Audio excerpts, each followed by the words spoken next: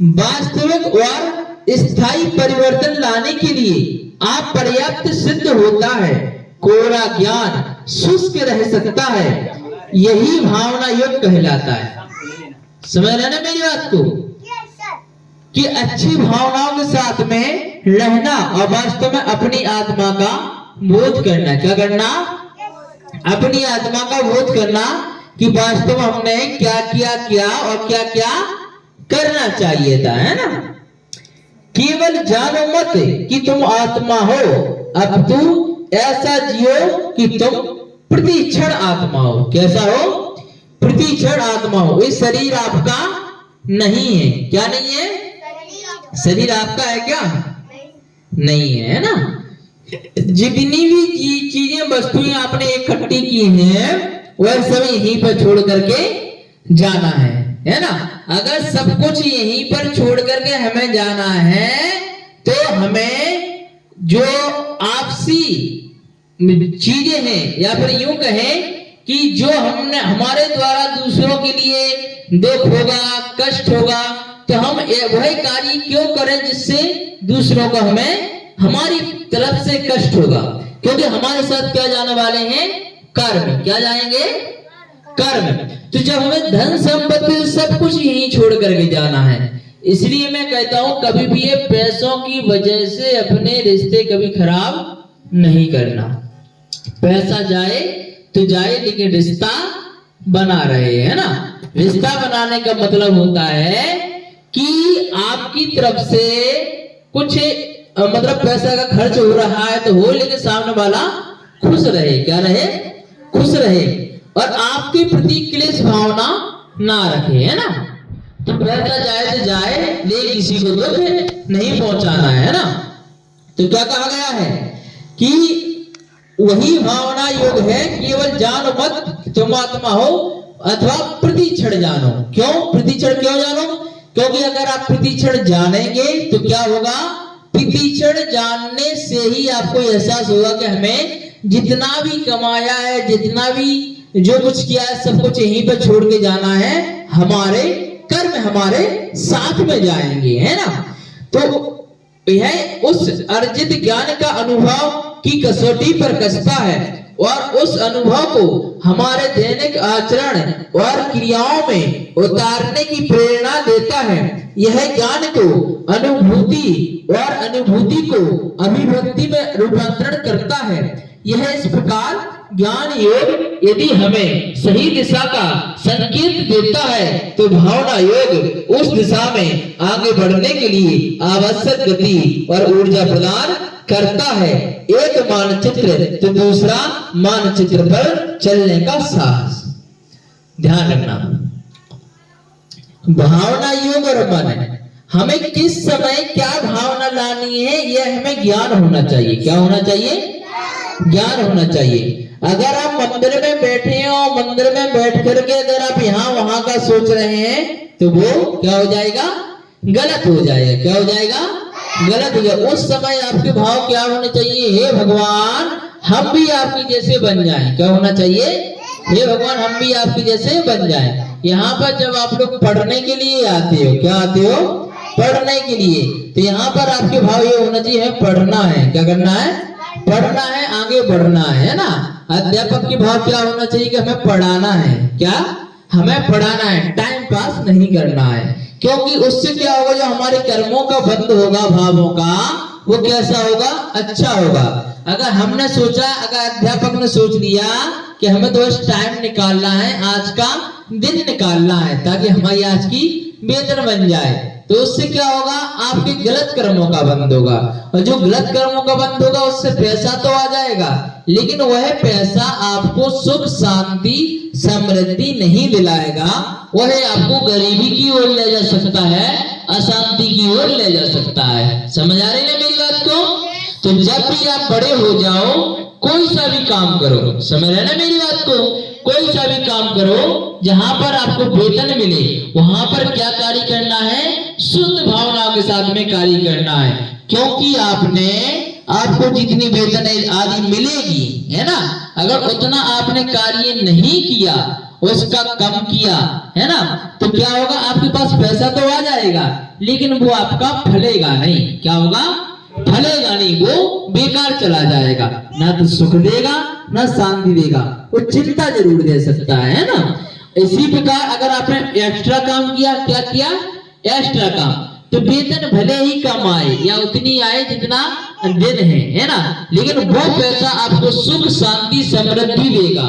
एक तनावग्रस्त जीवन नहीं दे करके स्वस्थ जीवन देगा, और आप बीमार की जगह स्वस्थ रहेंगे, और साथ साथ में आपको आगे बढ़ने के लिए नए नए विचार आएंगे। ये क्या है, जो रहस्य है लॉ ऑफ अट्रैक्शन का, वो मैंने आपको बताया है। तो भावना योग में यही बताया गया है, हमें किन भावनाओं के साथ में आगे बढ़ना है, तभी हम आगे बढ़ सकते हैं ना। सिर्फ दिखावे के लिए कार्य करने से क्या होगा, सिर्फ दिखावे के लिए कार्य किया, सिर्फ दिखावे के लिए कार्य करने से क्या होता है कि हमारा स्वयं का नुकसान होता है। आपके पास पैसा आ भी जाएगा फिर वो फलेगा नहीं, वो क्या हो जाएगा, बेकार चला जाएगा, या तो नुकसान हो जाएगा, कोई बीमार पड़ जाएगा तो उसमें चला जाएगा, है ना, या फिर आपके पैसे भी कहीं से भी लॉस हो सकता है ना। इस प्रकार से चीजें होती है। तो आपको क्या करना है, सारे बच्चे सुन रहे हो ना बेटा, जब भी आप बड़े हो जाओ क्या करना है, जब भी आप बड़े हो जाओ पैसा हमेशा ईमानदारी से ही कमाना। कैसे करना, ईमानदारी से ही कमाना। जितनी आपकी सैलरी है उससे एक्स्ट्रा ही काम करना, उससे कम नहीं करना। एक्स्ट्रा काम करने से क्या होगा, आपका टैलेंट बढ़ेगा। क्या बढ़ेगा, टैलेंट बढ़ेगा, है ना, शरीर स्वस्थ रहेगा, साथ में घर में आपके सुख समृद्धि आएगी, शांति आएगी। समझ रहे ना मेरी बात को। कभी भी चोरी नहीं करना। क्या नहीं करना, चोरी नहीं करना। चोरी करने वाला मनुष्य हमेशा नीच गति में जाता है। कहाँ जाता है, नीच गति में जाता है ना। चोरी करने वाले मनुष्य के घर पे कभी भी सुख शांति नहीं रहती है, उनके घर में हमेशा क्लेश रहता है। क्या रहता है, क्लेश रहता है, हमेशा क्लेश रहेगा। सुख शांति किसके घर में रहेगी, जो चोरी नहीं करता हो। समझ रहा ना मेरी बात को, एक एक करके। तो कभी भी छोटी सी भी चोरी नहीं करना, है ना, कि तुमने पेंसिल चुरा लिया, तुमने कुछ कर लिया, ये सब नहीं करना है ना। बड़ी बड़ी चोरी तो बहुत बड़ी बात है। समझ रहा है मेरी बात को। हमेशा ईमानदारी से जीवन जीना है, ठीक है ना। यही भावना योग में बताया गया है। और क्या कहा गया है, इस प्रकार ज्ञान योग यदि हमें सही दिशा का संकेत देता है तो भावना योग उस दिशा को आगे बढ़ाने के लिए आवश्यक गति और ऊर्जा प्रदान करता है। एक मानचित तो दूसरा चलने पर साहस, है ना। चलिए आगे क्या गया, भक्ति योग बनाम भावना योग। देखिए भक्ति योग क्या है, भावना योग क्या है, ध्यान सुनना है ना। भक्ति योग भावों को समर्पण और विसर्जन का मार्ग है। क्या है, भावों को समर्पण और समर्पण का विसर्जन। भक्ति योग भावों का समर्पण और विसर्जन का मार्ग है। इसमें भक्ति अपने आराध्य, अपने इष्ट देव के प्रति अनन्य प्रेम, श्रद्धा और पूर्ण समर्पण के भाव से आविलिप्त होकर अपनी समस्त भावनाओं को उन्हीं के श्री चरणों में विसर्जित कर देता है। मैं का विलय तू में हो जाता है। क्या हो जाता है, मैं। कई लोगों के अंदर अहम आ जाता है, अहंकार आ जाता है। क्या आ जाता है, अहंकार, समझते हो, घमंड। क्या, घमंड।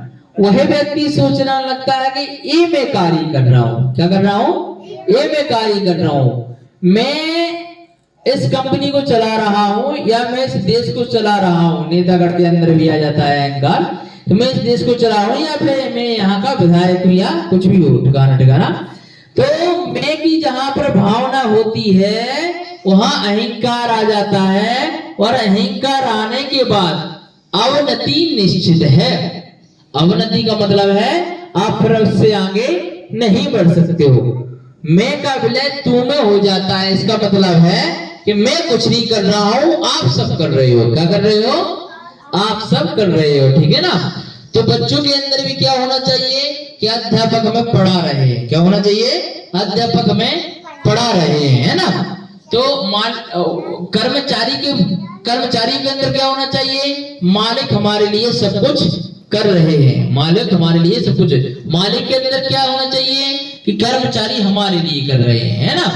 उसी प्रकार अब बच्चे हैं तो पेरेंट्स के प्रति क्या होना चाहिए, हमारे पेरेंट्स हमारे लिए कर रहे हैं, बहुत कुछ कर रहे हैं। पेरेंट्स के अंदर क्या होना चाहिए कि हम बच्चों के भाग से चल रहे हैं, किसके भाग से, बच्चों के भाग से हम चल रहे हैं। ये नहीं होना चाहिए कि मैं कर रहा हूं इसलिए सारे बच्चे पल रहे हैं, है ना। उसी प्रकार मैं क्या विलय तू में हो जाता है, मतलब आप कर रहे हो सब कुछ, है ना, हो जाता है। यह ईश्वर में लीन हो जाने की, एकाकार हो जाने की मधुर साधना है। इसके विपरीत भावना योग भावों के विसर्जन के स्थान पर उनकी सजग निरीक्षण विवेकपूर्ण प्रबंधन का सकारात्मक निर्माण बल देता है। जब आपके अंदर यह भावना आ जाएगी कि आप तो महान हो, आप आगे का कार्य कर रहे हो, ऐसा वैसा, तो आपकी तरक्की तो होगी, साथ में आपके अंदर जो अंतरंगी खुशी मिलेगी, अंतरंगी जो यूं कहें कि शांति मिलेगी, वो अद्वितीय होगी, है ना। यहाँ समर्पण के स्थान पर साक्षी भाव प्रमुख है।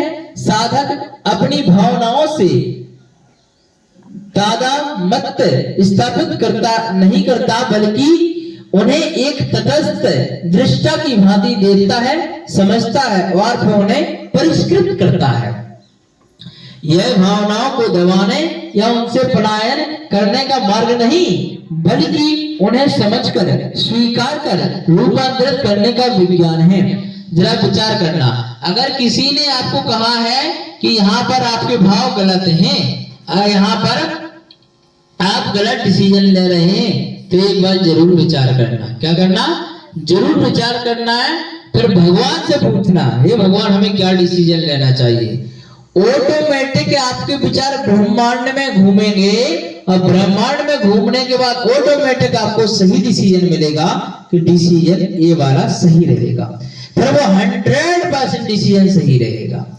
अगर आपने हट मान ली कि नहीं हमें तो यही डिसीजन मेरा सही है, अगर मैं इनकी बात मानूंगा या उन्हीं की बात मानूंगा तो मेरे मतलब मैं किस चीज का, मैं किस काम का, है ना, तो वो गलत हो जाएगा। अतः यदि भक्ति योग हृदय की भावना का सहज अविरल प्रवाह है, तो भावना योग उस प्रवाह को सही दिशा देने, उसे नियंत्रित व सृजनात्मक बनाने का एक कुशल प्रबंधन है। समझ आई ना बात को, बहुत बढ़िया, है ना। अगर हम ज्ञान के साथ साथ आगे बढ़े, शुद्ध भावनाओं के साथ साथ आगे बढ़े, तो हमारे जीवन में तरक्की के साथ साथ हमारा कल्याण होगा। क्या होगा, कल्याण होगा, है ना। चलिए बहुत बढ़िया, बहुत अच्छा सुना आप लोगों ने। अब हाथ जोड़ लें और हम लोग क्या करेंगे, जिनवाणी स्थिति, है ना।